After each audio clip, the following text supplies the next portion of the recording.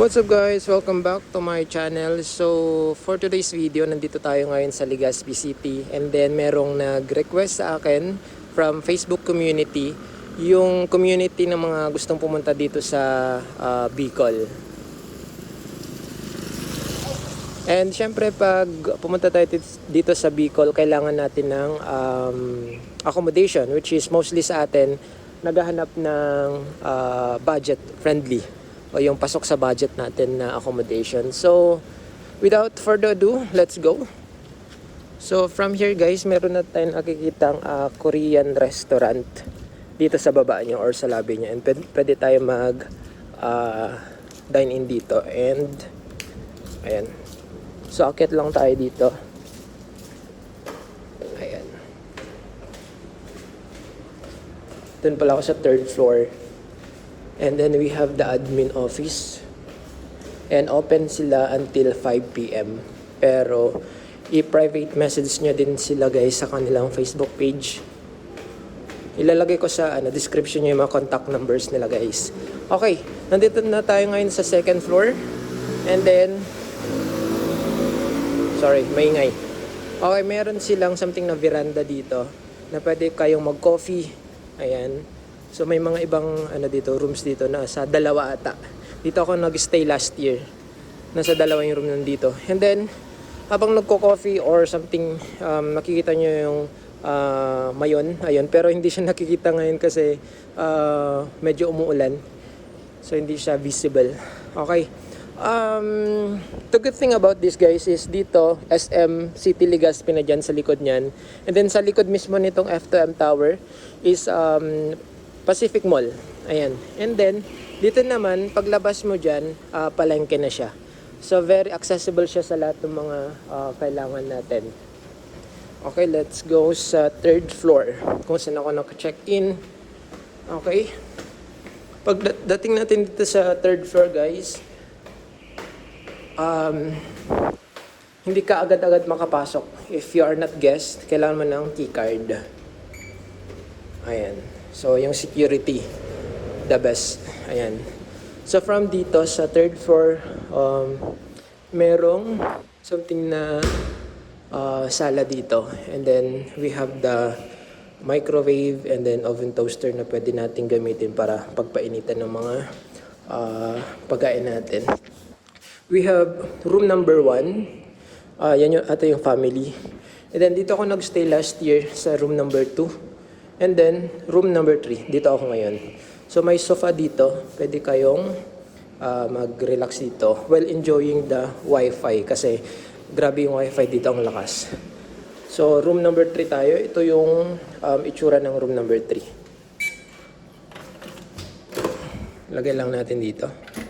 Okay. Paglagyan ng keycard, yung remote ng aircon, and then yung switch ng mga lights. Okay, let's go.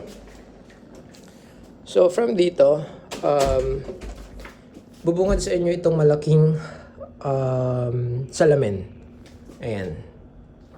And then, dito muna tayo sa CR, which is, ang ganda. Meron siyang hot and cold shower. Ayan siya. And then, meron ding towel, meron ding blower, syempre nandiyan yung toilet natin. We have mirror also, and then yung lavatory natin. Ayan. So, ayan po siya. Okay, let's go. Dito naman tayo. Okay.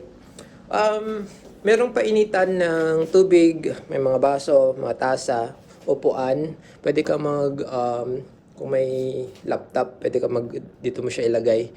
And then, sorry guys sa mga pasulubong, bumili na ako kanina. Ayan.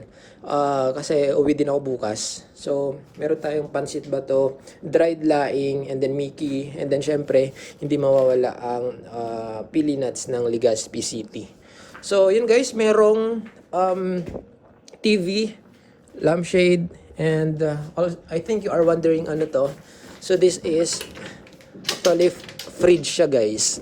Ganito din yung itsura ng fridge doon sa room 2. Ayan. Ito, pwede mo siyang ilagay yung mga gusto mong ipalamig dyan. Okay. Dito naman tayo sa kama. Okay, kasya yung 2 tao dito. Good for 2 packs. Ayan. And dito naman, linagay ko yung luggage ko dyan. And we have the cabinet. Dito sa cabinet na to, ang laki niya. Yan, super laki. Yan. Pwede mong ilagay yung mga luggage nyo dyan para magamit nyo yung space na yan. Okay? May mga hanger na rin. And ito yung bintana. Itong room number 2, room number 3 tsaka room number 2 lang yung merong bintana na ganito. Okay? And pwede mo siyang buksan. Sorry.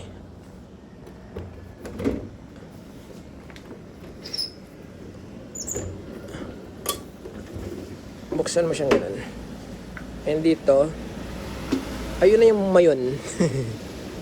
Pero meron siyang salakot, something na gano'n na ulap doon sa dulo. Pero every time na magigising ka, yung mag-good morning sa'yo yung mayon. So ang ganda, promise. Ayan o. Ayan siya. Tapos, konting ingat lang sa mga bata. Kasi wala siyang, dito, grills or handrail, something na gano'n. So ingat lang. So, pero naman siya, nasasara naman siya ganun. Pero, yan talaga yung pinaka-the best dito. Scenic. Grabe.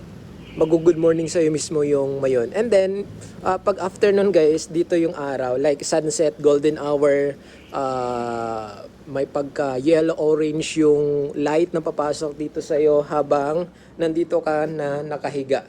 Pwede ka mag-coffee, pwede ka mag-muni-muni. So, yan guys. Sa likod nito yun yung SM Legazpi. And then, dito yung sa palengke. So, walking distance lahat ng mga kailangan niya dito, guys. Sheesh, ang ganda ng mayon, promise. Ayan. Hindi ko kasi ma-zoom pero, wow. Majesty. Majestic. Ang ba tawag doon? Si Maga yun. Ayan, guys. So, yan muna ang ating video. Hopefully, nagkaroon kayo ng something na idea pag pumunta kayo dito sa F2M Tower, dito sa room 3. Okay, ang price ngayon ay nasa 1,300 per night. 1,300 per night. Pero doon sa Expedia na website nila, something na 1,000 plus lang siya.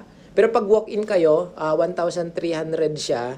And then, until 5 p.m. lang yung admin office. Pero hopefully, makontak nyo yung admin ng F2M Tower pag gusto yung pumunta dito. So this is good for 2 dun sa room number 1, meron ding family dun. Okay, ilagay ko sa description box yung mga link na kailangan niya. For example, yung Expedia, yung kung saan kayo pwede mag-book online, and then yung mga pictures din sa Facebook page nila. Ayan. So, yun guys, yun muna ang ating room tour dito sa F2M Tower, dito sa Legazpi City. So, thank you for watching this video. Thank you guys. Bye-bye. Stay safe.